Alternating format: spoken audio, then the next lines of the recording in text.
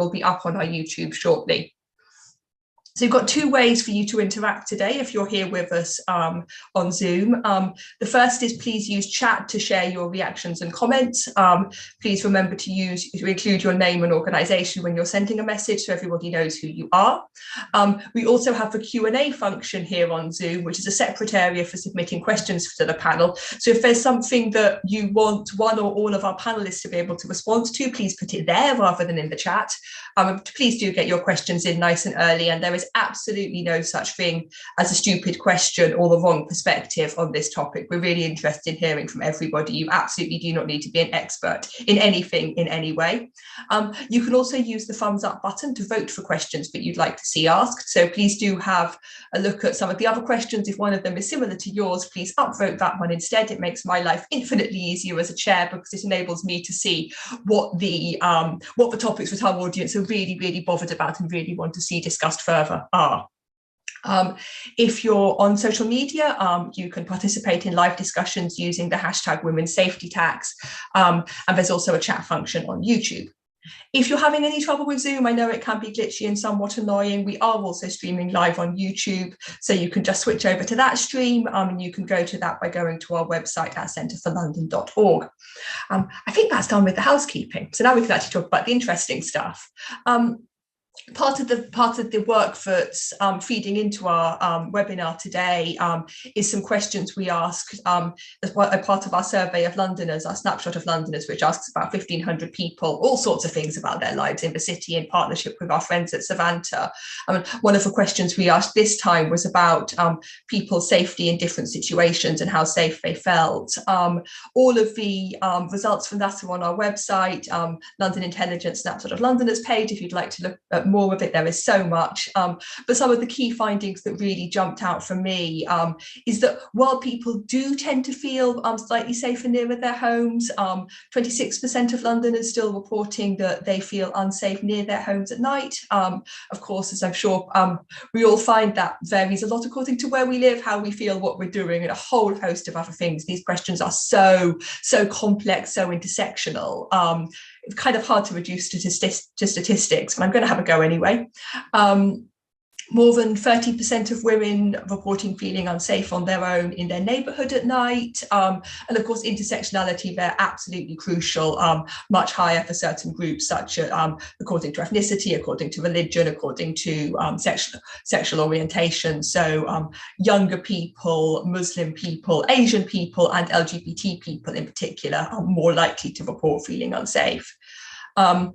42% of people in London agreeing that the police successfully deal with local issues, and 31% disagreeing. I could talk about statistics all day. I'm a research director, it's my job. I will stop, but if you would like to find out more, please do have a good look at our website. We thought it would be interesting to ask our audience today the same question that we asked the survey of Londoners. Obviously not very scientific, but I think an interesting way to kind of reflect as a group about how similar or different we feel to those sorts of results.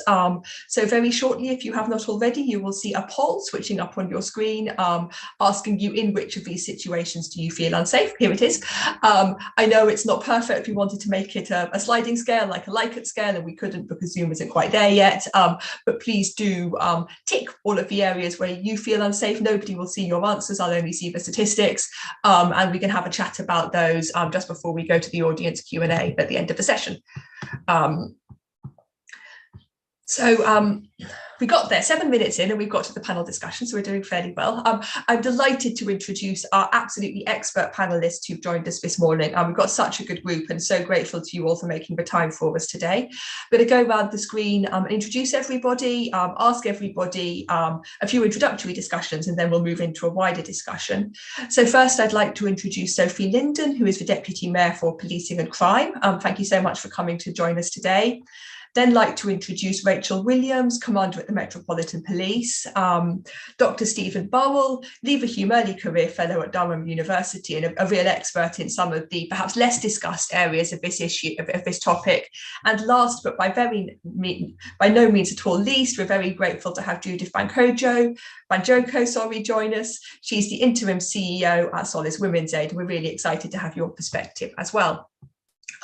So Sophie, if I may, I'd like to come to you first. We've seen, I'm sure many of the audience will have seen as well, the Mayor's recent campaigns to create awareness about the abuse that women and girls face in their day-to-day lives. So really interested to hear from you what the next steps are in this agenda, and indeed what you'd like to see from central government to address these issues as well. Thank you, Sophie. Thanks a lot, Claire, and thanks for inviting me to a really important discussion. And I'll be really interested in your poll. I went to vote, and then it had a thing saying hosts and panelists weren't allowed to vote. Yeah, yeah, it's like being a member of the House of Lords. You're not allowed to vote, so no, that's absolutely fine. The next steps on this agenda, yes, we've just recently launched, the Mayor recently launched the Have a Word campaign, which we've been really pleased in terms of the widespread, the hits it's had and how many people have viewed the video. Nearly 10 million people, or over 10 million people have actually viewed the video. It's really, really about talking to men around their behaviour and what they can do to influence their own peers, their own friends, and what's happening around them, around harassment in the streets, and the way that what can be seen as having a bit of banter or joke isn't a banter or joke. It actually can lead to further violence, but it definitely also leads to women and girls feeling very unsafe on the streets of London. We will continue the campaign, and we're going to develop it, and we're really hoping that we will reach out into schools and provide materials for schools to use, because it's incredibly important to be talking to young boys and young men about their behaviour and the way in which they interact with women and interact with their own peers as well. But obviously that's only one part of the work that we're doing from City Hall to tackle violence against women and girls, because of course we've got to do that cultural behaviour change, but we have also got to make sure that, one, the services are there for victims when they do become victims of violence against women and girls, whether that's sexual harassment all the way through to serious sexual assault and rape. But then secondly, also that we've got to make sure that, I'm really glad Rachel Williams is on this webinar.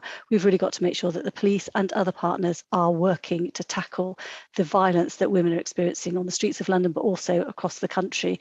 That means a really good policing response. And I'm sure Rachel will talk about the Met's Violence Against Women and Girls Action Plan. Really good work within there to look at how women can be, what role the Metropolitan Police has in making sure our streets are safer and our public spaces are safer, but also what role they have to make sure women are safe in private spaces in their homes as well, tackling domestic abuse and rape. Really important role. So going forward, the Mayor is really focusing on making sure there's a public health approach to tackling violence against women and girls, from really early intervention in schools, the types of cultural behaviour change awareness raising campaigns that Have a Word is, through to tackling perpetrators, improving the response to violent incidents when they happen, and making sure victims are supported. You asked, Claire, about, well, what more can the government do? Now, I think the government, credit where credit is due, the government are really focusing on this. They have, they did have to be pulled to the table in terms of the serious violence duty that was being as part of the bill that went through Parliament, to make sure that there was a serious violence duty that actually incorporated, and very clearly incorporated, violence against women and girls. What I think they now need to do is put some serious clout behind that serious violence duty, which means making sure that violence against women and girls is prioritised across the partnerships that need to be working together. So that means, for me, the NHS, it has to have tackling violence against women and girls as a priority, so that local partnerships can work together, and nationally that is there. And I think that needs to happen across the piece for all public sector institutions, from schools to health service, mental health services, all the way through to the criminal justice system. I think that's incredibly important, and we need to really be working with the government to ensure that happens in a meaningful way, that the serious violence duty is not just on the statute book, but actually becomes a meaningful, practical duty that public sector organisations are making a difference, especially around tackling violence against women and girls.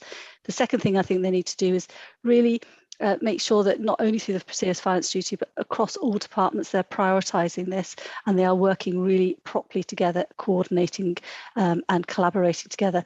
I'm sure many people in the audience and on the panel have had many experiences of working with government. During COVID, in London, we set up some emergency accommodation for women who were experiencing domestic abuse during COVID. It was a real, we had to trail from government department to government department to find the right people to talk to.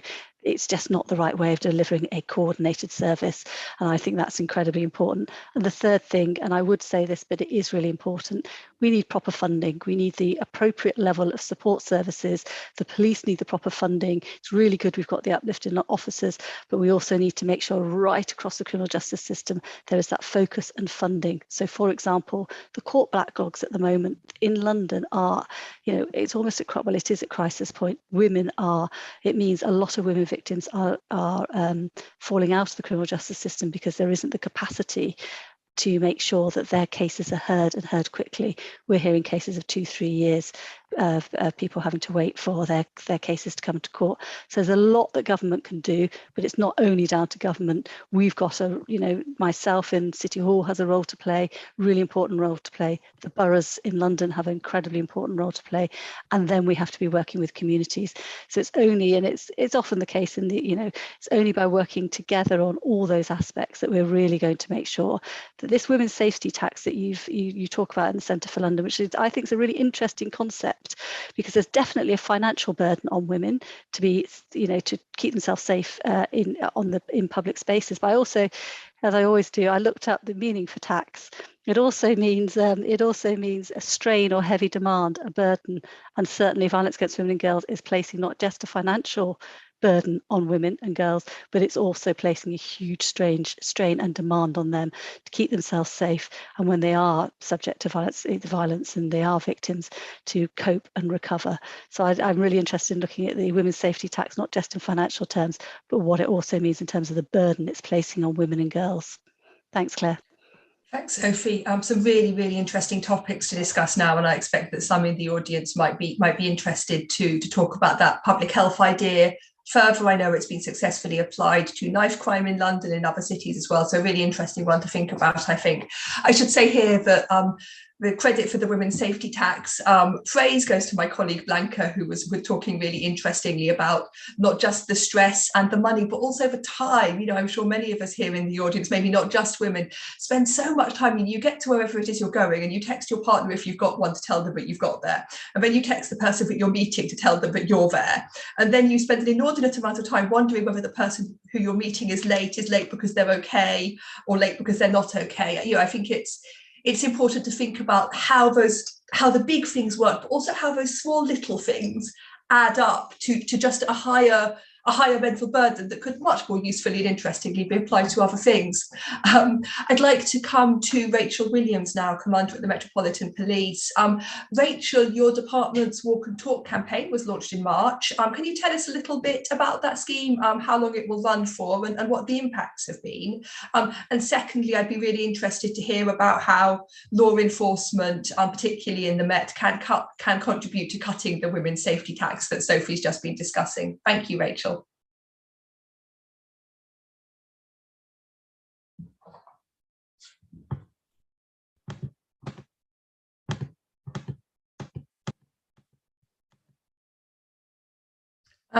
Rachel Williams, are you with us?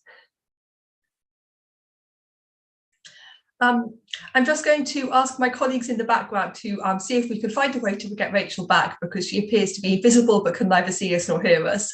So in the meantime, Judith Banjoko, I wonder if you'd mind if I come to you next. Solace Women's Aid, the organisation where you're the interim CEO, aligns with a number of campaigns which call for the government to do better in preventing violence against women at work, women and girls, sorry. So I'm really interested to hear from you whether you believe that attitudes have changed regarding women's safety. And also really interested to hear from you more about your views on the intersectional identities that we mentioned earlier and the role that they play in making women more vulnerable to misogynistic crime. So yeah, fascinated to hear your reflections on both of those, and I'm sorry to come to you a little bit earlier than we'd planned. No, not a problem at all. Thank you for having me. So yes, the international experience of women's safety tax, as you alluded to, Claire, it is different. Not all women are taxed the same amount. And I'm a stats person as well, I'm afraid. So you're going to get a few more stats from me as well. But black women, stats, that's great. Black women are more likely to be victims and survivors of sexual offences and domestic abuse.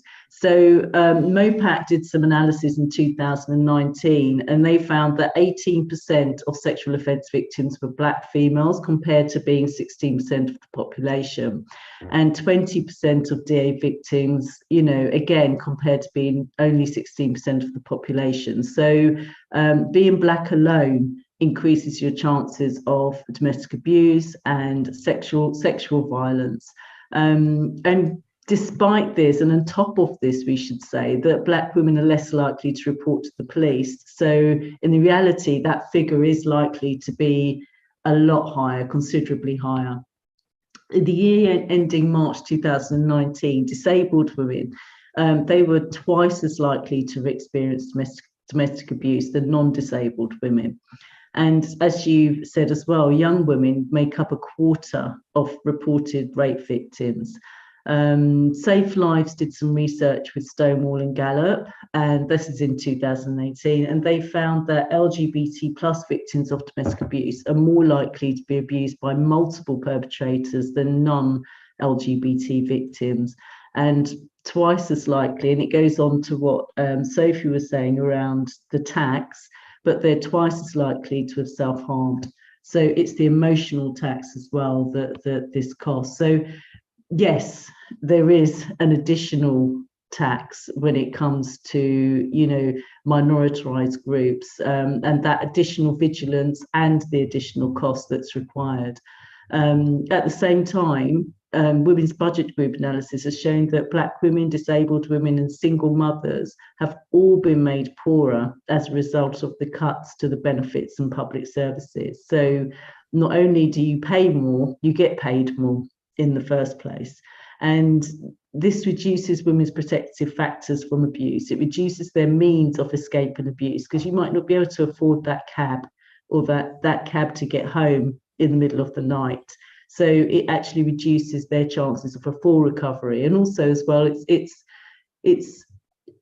yes, we're very privileged to be funded to provide support at Solace for victims of these crimes, but you need more than that. You also need that psychological support as well. And you know, you were talking about attitudes as well, was the other questions. And for me, attitudes aren't changing fast enough to save women's lives. With figures on domestic homicide remaining stubbornly at 2 women a week dying, and that's been the case for many years, and that doesn't include suicides or domestic homicides attributed to accidents rather. It is possible to change attitudes, but I do think it needs to be more intense than the odd campaign. There needs to be a zero tolerance approach across society, and that includes media, schools, health services, social services, within politics. I mean, currently there are 56 MPs under investigation for sexual misconduct. I think, and Sophie discussed this around early education interventions, and they are desperately needed. At Solace, we have a whole school approach, which we run within our children and young people's teams, and we're currently developing a pilot program to work with young men. And I think if you're talking about prevention, I think it's crucial that we do work within schools, and we do work with our young people because they're coming up.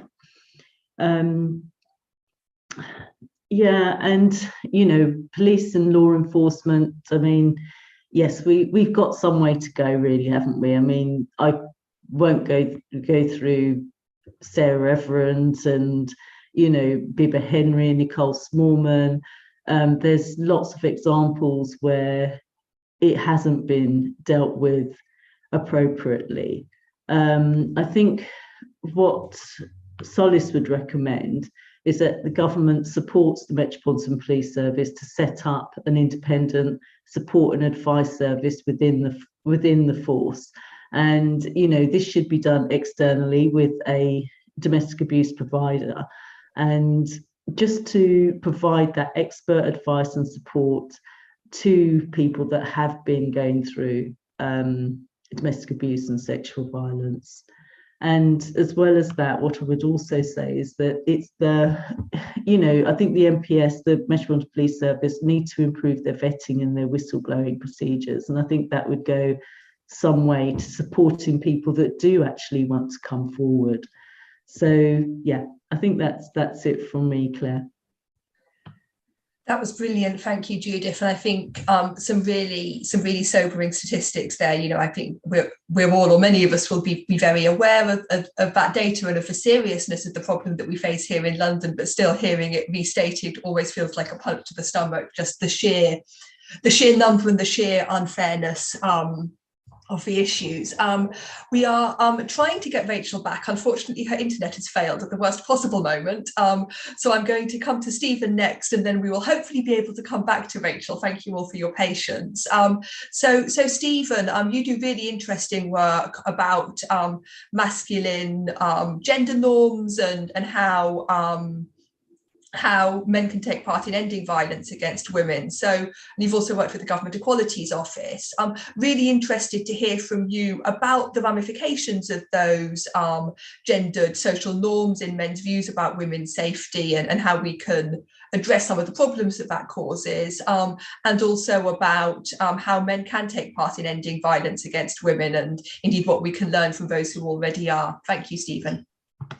Thank you, Claire, and thank you also from me for inviting me to be part of this. It's really great to be here. So I think for me the really important thing to recognise first and foremost is when we're talking about violence and abuse, most of the people doing that are men, and not just violence against women actually, but, most violence in society in general is being committed by men, and perhaps that's uncomfortable to kind of talk about. We don't perhaps recognise that enough. But I think only by recognizing that can we actually move forwards really in preventing it from happening in the first place. And I think the point is that, this isn't something which is inherent within men at all, because obviously lots and lots of men don't perpetrate violence, right? There's something about how we're raising boys to be men in society, what we teach them about what it means to be a man, about masculinity, which is, I suppose, encouraging and normalizing this violence. So that was kind of, what came out of the research we did with the Government Equalities Office. I suppose over time we have seen, changes in these kind of gender norms, right? Of course, these things change a lot over time, which I suppose gives us the hope that actually we can change these things. It's not inevitable that these norms are in place. This violence isn't inevitable, and actually, if we can change society, then we can stop this violence from happening. But nonetheless, these kinds of ideas about masculinity, like be tough, be strong, don't show your emotions, don't show weakness, and also the idea that men have some degree of entitlement to behave how they want, especially towards women, that men should be powerful, that men should be more powerful than women, than children in their lives, for example, that those kinds of ideas are still out there and they are still influential. And they're playing a big part in this violence. So I think for me, a key question really is, what are we doing to try and change these kinds of norms and expectations, to reduce the pressure that young people continue to face to live up to them.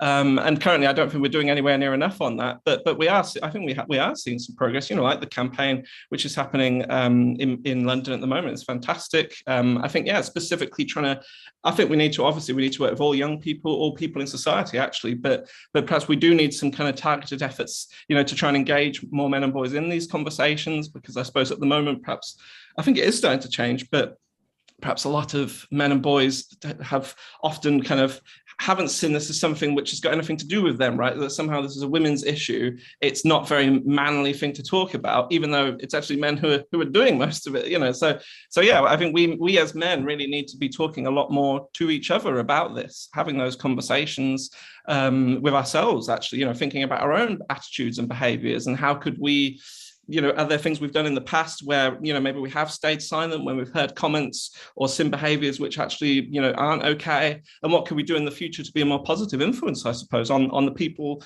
around us? And you mentioned, we have done some research with men who are already kind of active in doing that kind of work. So it shows it's possible, right? But I suppose there's just too few men who are really committed to doing that.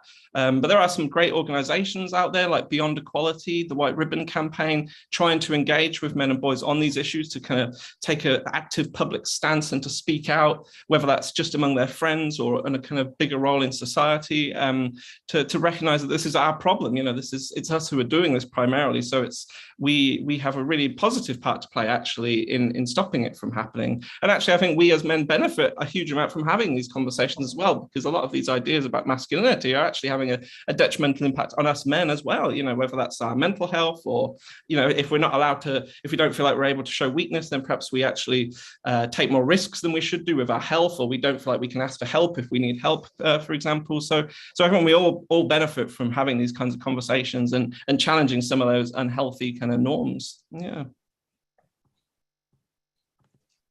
Thank you very much. Sorry, excuse me.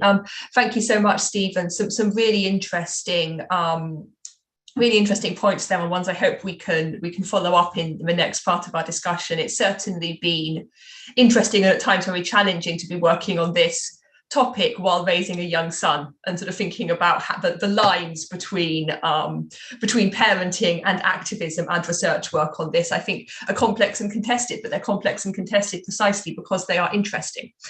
We are still trying to get Rachel back. We are speaking to her, and I'm very conscious that lots of really interesting points have been made by panelists on policing, which we'd really like to have a chance to hear from Rachel on. While we're waiting for that, we've had some really interesting questions coming up in the Q&A already. Please do ask some more. We've got one, Sophie, which I think is probably specifically for you, if I may, from Neil Taylor, who says that the Mayor of London's Women's Night Safety Charter is a great step forward to help people think about work on safety. And his question is, will there be impact measurement linked to that charter to know whether it's having the desired effect? And do we need... Do we have Rachel? My sincere apologies. I'm back with you, thankfully. Oh, we're so pleased to have you back, Rachel. We've just heard from Judith and Stephen. So now is a very good time to come to you. My questions for you, if I may, if that's okay. Please do, yes. Thank you. So, Rachel, your department's Walk the Talk campaign was launched in March. Really interested to hear from you how it's going, how long it will run for, and whether you feel that it's working. And also to hear from you on how law enforcement, particularly, of course, in your force at the Met, can contribute to the cutting of the women's safety tax. Thank you. And firstly, thank you very much for inviting me, as others have said. The Walk and Talk initiative, I think, is a really good, proactive initiative that's been launched in March of this year. Essentially, it allows a member of our organisation, a female ward officer, to meet with women in local communities to talk in an open dialogue situation, either in a park or an open space, either early in the morning or later in the evening, around what affects their views on safety and what more can be done by the police, or indeed the police in partnership with others, tackle some of the concerns. Having taken part in some of these initiatives myself, the feedback has been overwhelmingly positive, in that it does give an opportunity for a trusted dialogue to be had, but moreover it gives us opportunity to understand what concerns local residents and what we can do differently. So some of the effects of the scheme to date have allowed us to approach some of our safer streets funding partners to improve lighting and CCTV. And also we're able to use that information with our sort of hotspot patrolling, local intelligence gathering and general patrols to inform our police service and our local officers about where women feel less safe, and where we can therefore get into our communities and give more proactive response. So in relation to the Street Safe campaign as well, if I may, that is an opportunity where people can anonymously come onto a website whereby you can inform the police where you feel unsafe, and essentially that overlaid the information that we're getting from the Street Safe and the Walk and Talk briefing allows us to use patrols more effectively and to be more visible in areas where people are concerned around particularly women and girls, but around safety more generally. So between the two initiatives, bringing that together, there is obviously an ambition for us to keep moving that forward, and this scheme will be evaluated as well. It's a little bit early for their formal evaluation at the moment, but the feedback that we're getting, because every patrol that's had feedback is received back in from that, is enabling us to understand how our services can be designed differently and better for the future. Super, thank you, Rachel, and thank you for coming back to us and for making the effort to struggle with what sounds like technology, which was very much not on your side today. I also need to apologise to our audience. We've realised that you can't see the questions that are being asked. So my suggestion that you should upvote questions is clearly not very easy if you can't, in fact, see them. We hope it's now fixed and that you can now see those questions. It looks like it is, but my apologies that wasn't quite working right at the start. We've got lots of time for questions now, which is absolutely great. And I was just starting to ask one of Sophie when Rachel was able to rejoin us. So I will go back to that one now.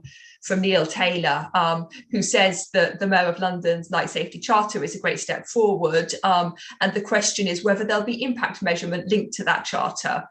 There's also a second part of the question about additional regulations and funding for businesses who operate at night to have safety measures and safe spaces for women and girls to go to. So, Sophie, I'll come to you first on that. And if any of our other panelists would like to come in, particularly on questions about impact measurement, it sounds like that might be interesting to you, Judith, and about how businesses could be supported to support women. I know there's been lots of discussion on the news today about drink spiking, a problem that seems to rear its ugly head and come back into the media spotlight every few years. Really, really pleased to hear about those as well. Sophie? Thanks, Claire. The Women's Night Safety Charter in London is becoming is becoming much more widespread, and we've got hundreds of businesses, and not just licensed premises, but businesses and organisations that operate at night. And it's got to be really clear that this isn't just around nighttime economy. It's also for those, that a lot of people, especially women, are working at night and have issues around safety at night, not because they're necessarily socialising, but because they're actually going to work and doing the shift work that they need to do, whether that be cleaning, working in hospitals, or working in those industries that need people on 24 hours. The evaluation of the Women's Night Safety Charter is something that we always want to evaluate what we're doing, whether that be to really understand the impact, but also to understand how much the businesses and the organisations that are signing up to it, how much they train, the impact of the training on their staff. So yes, we will be evaluating it. In terms of what else businesses can do in terms of the safety of women, I think there's two things, isn't there? There's one, that what are they doing as employers? How do they work with the women and the men in their organisation to make sure that they are good employers, so that there are standards, and the Mayor has the Good Work Standard and violence against women and girls, and what employers can do to tackle violence against women and girls as well as support their employees is part of the Good Work Standard.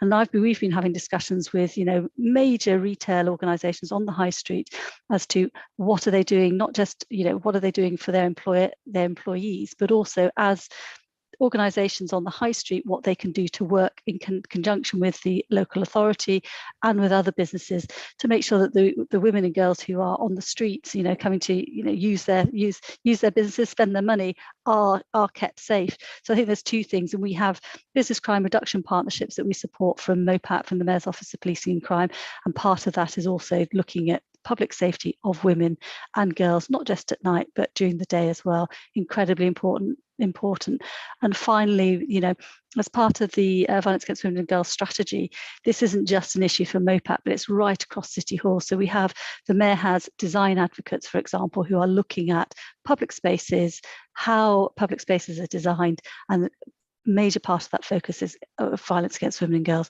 What can public spaces do to try to make sure that the design is as conducive as possible to ensure that women and girls are safe? Of course, none of these things in and of themselves will solve the problem, but each one added together is going to make a real difference. Thank you very much, Sophie. Would any of our other panelists like to come in on any of those topics? Yeah, I'll just add a bit as well. I mean, you were talking about impact monitoring. I think it's important as well to recognise the majority of domestic abuse still does occur behind closed doors, and I'm not taking away from safer streets, because I think that is equally important as well. I think it is around changing the attitudes, which we've already discussed earlier. And I think the other thing as well, it's having that zero tolerance approach.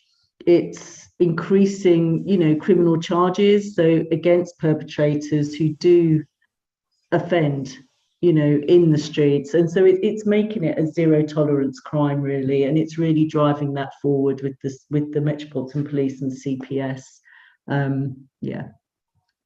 Thank you. Yeah, so it sounds like, as so often in these policy discussions, it is about working across institutional boundaries, and we all know how hard that is, but we also all know how important it is. Our next question, I'm going through them in the order that they're upvoted. So if you're wondering why I'm sort of taking them in what might appear to be a slightly random order, we might change that later.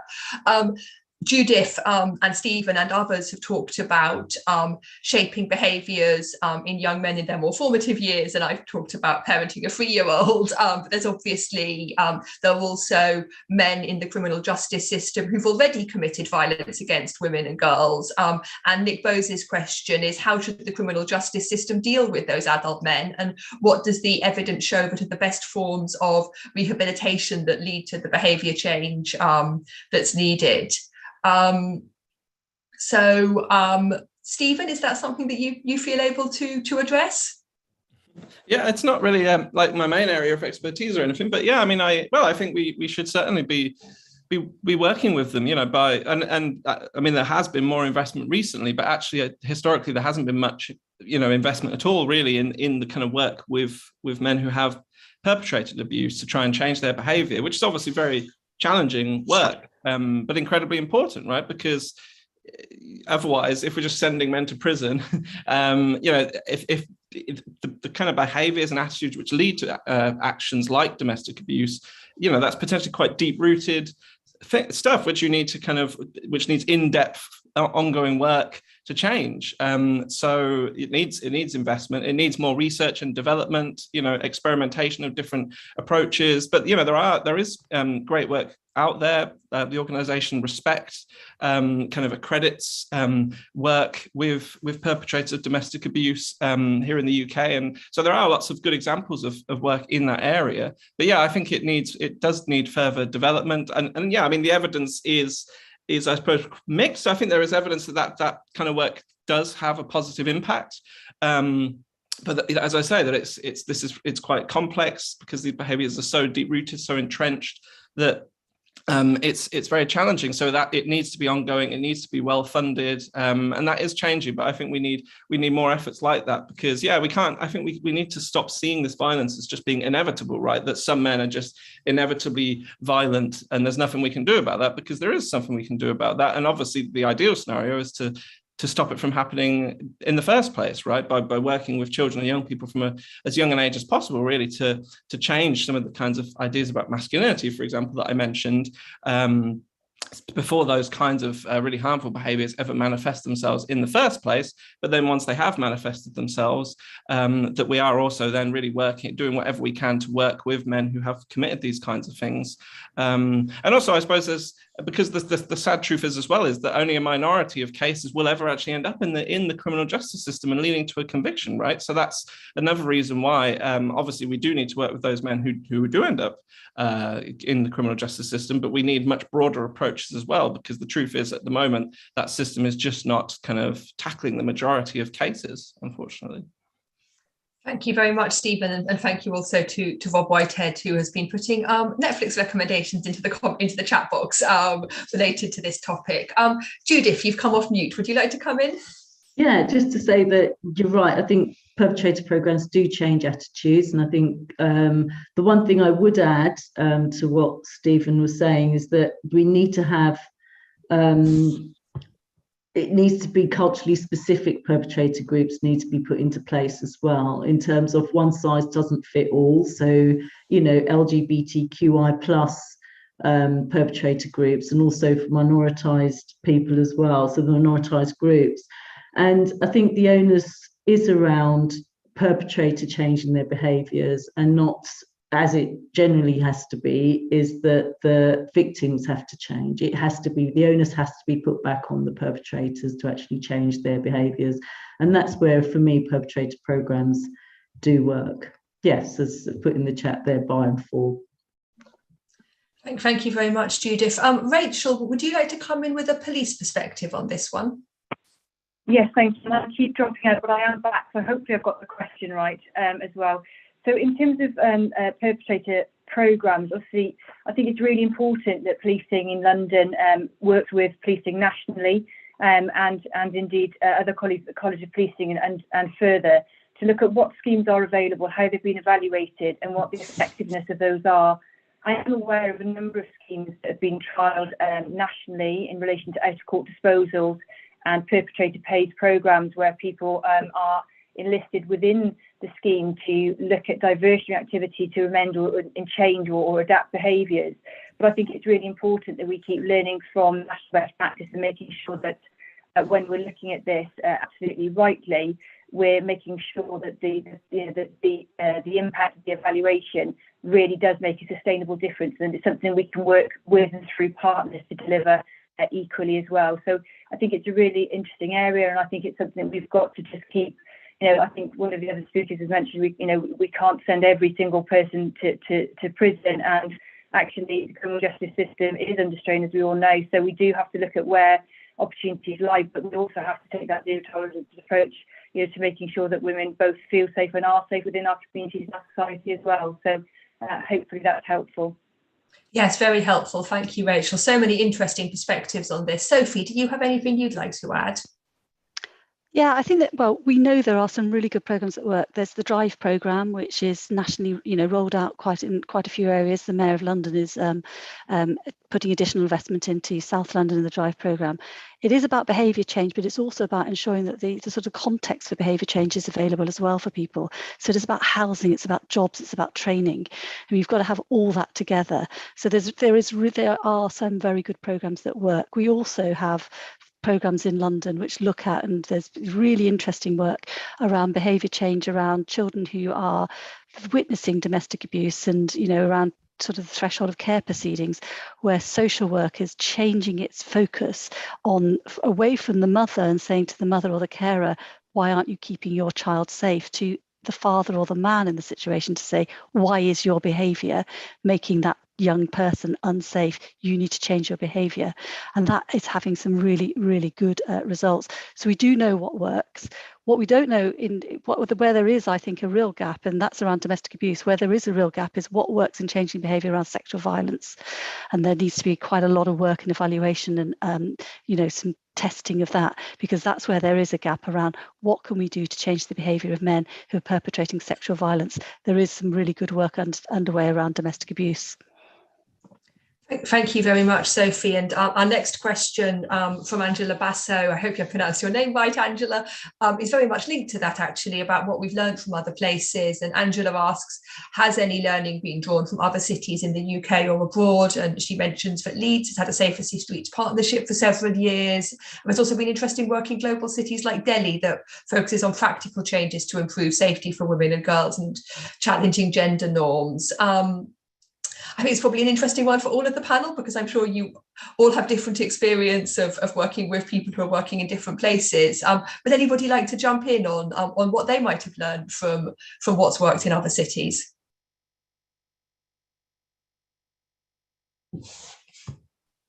So I'm really happy to, I always work with other police and crime commissioners, which is what I'm in London. And there's some really good work happening, especially in Durham, for example, that does some fantastic work with perpetrators and also with women to make sure that they've got the right legal advice in very quickly to enable them to take forward any prosecutions and keep within the system. And we're also part of the Unsafe Cities network.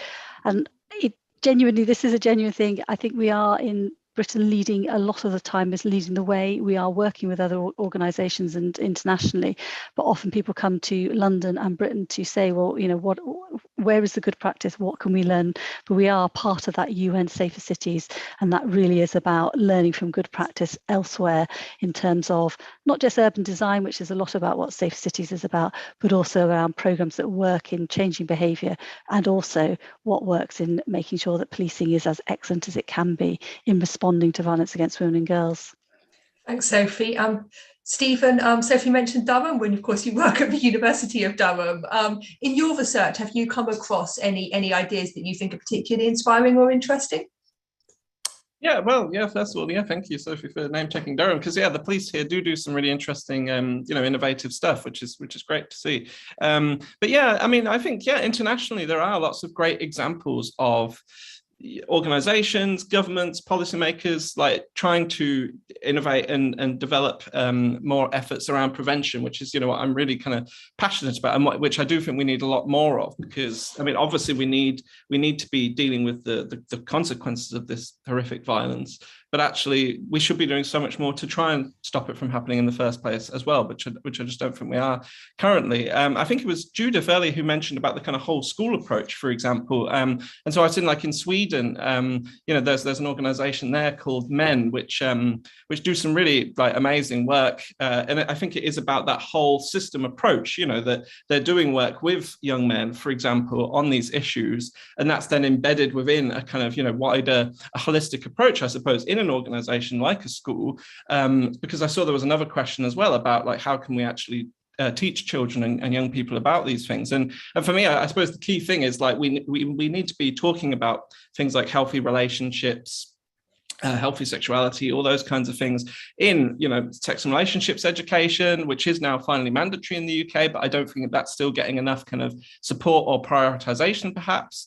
But also actually I think we could be talking a lot more about these kinds of things like across the curriculum, you know, in all subjects we could be talking more about things like gender inequality, gender stereotypes. We can have those kind of conversations as well from a young age. And we should be training and supporting all kind of, you know, teachers, all people working in a school, so that they all feel confident and able to actually have conversations about these things. Because I think research shows currently a lot of teachers don't have that training or that confidence.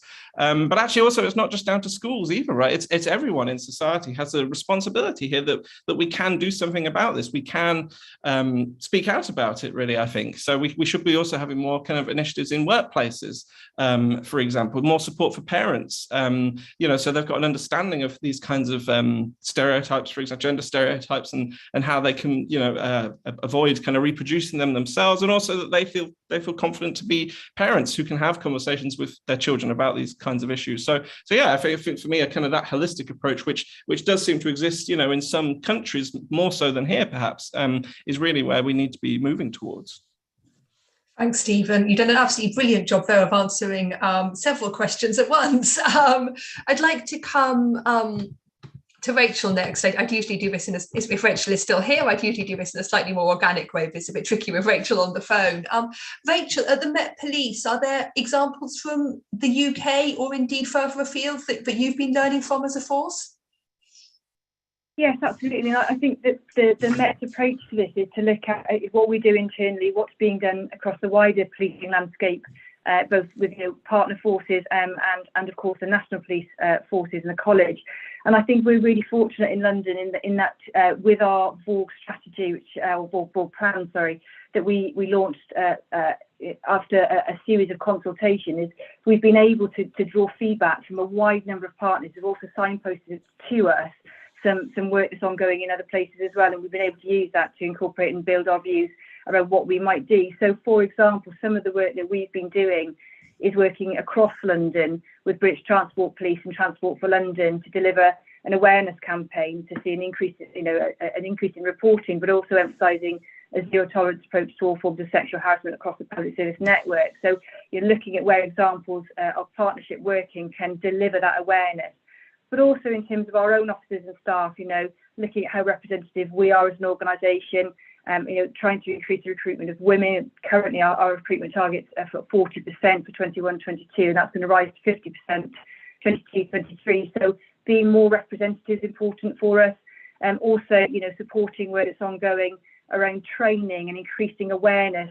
We've been rolling out domestic abuse matters training to our frontline officers and staff, which is about improving both our initial response, but also recognising responding to areas such as coercive control and raising that awareness across external partners as well. So working with the nighttime economy around the Archangela campaign. So, where there are initiatives that we can use to support both our own internal approaches, but also working more closely with law enforcement partners and police and crime commissioner, particularly for us, the mayoral office, but the national picture as well around that. And then also looking more broadly about what we can do in partnership with others, because as others have said, this is a system approach, and we need to be playing our part as Metropolitan Police, but also making sure that we're connecting well in with partners. And some of the feedback we've had from partners in designing the VOR plan moving forward has been really, really valuable indeed. So definitely something that we're keen to keep doing and to do more of. And yes, national initiatives, great, and Durham and some other forces, Hampshire and others, doing really good work in this area as well as internationally. And again, just making sure that we are remaining at the forefront of what others are doing so that we can deliver that improvement of service for the communities of London. Fantastic, thank you, Rachel. And Judith, would you like to speak about how experience from other places informs your work at Solace Women's Aid? Yeah, I think Stephen covered a lot of what I was going to say actually, in terms of taking that whole school approach and that prevention element of it. And I think for me, what has worked really well at Solace is that we tend not to forget the young people, and we really like to hear their voices. And I think sometimes young people are the hidden victims, and I think sometimes we do forget that they also need that crucial support at that time, because they are witnessing domestic abuse. And it is that holistic approach around counselling and talking therapies that's needed as well. We have this wonderful service at Solace, and I do love it. I think it's one of the best services we have, and it's the Young Change Makers. And it is literally, we facilitate it, but young people actually run it, and they tell us what's happening in schools, and they talk to us, and we actually listen. And I think that's crucial. So a lot of the programs that we run within schools are actually led by these young people. So it is about actually listening to what young people want, listening to what works, listening to what they need. And I think that would be a great step forward in terms of prevention, really. Thank you very much. Such interesting questions there. And at Centre for London, we absolutely love doing international and national comparisons. So thank you for raising that question, Angela. We've got lots more questions, and I'm afraid we're not going to get through them all.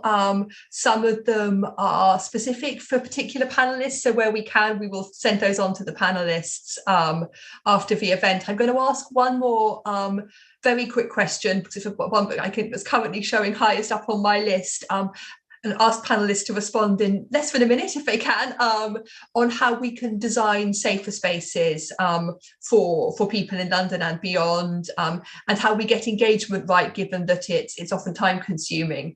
And the person who's commented on this has said that design is a male dominated industry, and that can mean that safety and inclusion can be an afterthought, and that those concerns can get overlooked. Sophie, you've already mentioned this. Would you like to comment further very briefly? Yes, of course. I mean, we've got the programme of the Mayor's Advocates for Design, which they will and do not just take into consideration violence against women and girls, and tackling violence against women and girls and making public spaces a better space for women and girls is part of their remit. We all know absolutely that the fact that it is so male dominated, that a lot of design, architecture, everything like that is so male dominated, that they won't be taking that into consideration. So you have to, one, bring more people, more women into that space, that professional space, but two, in the meantime, make sure that you are really prioritising the safety of women and girls, because otherwise we're going to continue to have sort of male-dominated spaces created by men and not taking into consideration what women and girls need in order to feel safer and to be safer, not just to feel safer, but to be safe as well. And we all know, anybody who's been involved in local politics or been a local councillor knows that there are very simple steps you can take to make public spaces much safer and to feel safer. And we need to make sure that we're listening to the voices of women and girls so we understand how they feel, what it is that makes them feel unsafe, and what can be done about it. And Judith's absolutely right. You've always got to make sure that the voices of those who you are trying to serve and trying to improve the lives of need to be part of whatever the policy development is, whatever the delivery is, and the evaluation. Otherwise, we'll be missing we won't be able to do the work properly. Thanks. Fantastic. Thank you, Sophie. Judith, would you like to come in very briefly on this one? I think Sophie said it all really. I think it is about listening to what's needed, really, and what is going to make people safe. It's also around including other services around, so such as pubs, for instance. They need to be involved in this, and places that that nighttime economy. It's making sure that there is that partnership work as well, and that we're actually listening to them as well to find out what they need. It's around making sure that if a woman does need to be made safe when she's out at night, that she can go anywhere and get that support that she needs at that time. So she could walk into a venue. So venues are aware of what's required as well. And again, it's putting the onus on the victim, which I don't like to do. So it is around, actually, it's about that accountability for me as well. It's about the accountability, and also just, as Sophie said, making sure that when we are designing things, that we are listening to the voices of those that we serve. Thank you so much, Judith. We really could talk about this. Any of the topics about these questions, I feel we could have talked about all day, and there's also so many interesting ones that we weren't able to get to. So thank you so much to our panelists for giving such interesting answers to those, and a particular thank you to Rachel for putting up with the pain of the technology. I'm just going to ask my colleague Sana to put up the poll results now, so you can have a look at how safe or unsafe people are feeling, and very, very striking, as we often find that lots of people feeling unsafe at night. Interestingly, more unsafe on buses than on the tube, which might be something to think up a bit further. For now, all that remains for me to say is thank you so much to all of you for this opportunity to reflect a bit more deeply on some of these topics. It's felt like a really significant conversation. Please do carry on the debate using that hashtag Women's Safety Tax, and please do stay in touch with us here at Centre for London. Take a look at our recent work. And if you'd like to partner with us, if you'd like to do more work with us on this topic, then please do get in touch with me or my colleagues as well. Hope you have a fantastic rest of your days, and we look forward to seeing you at our events again soon. Thank you.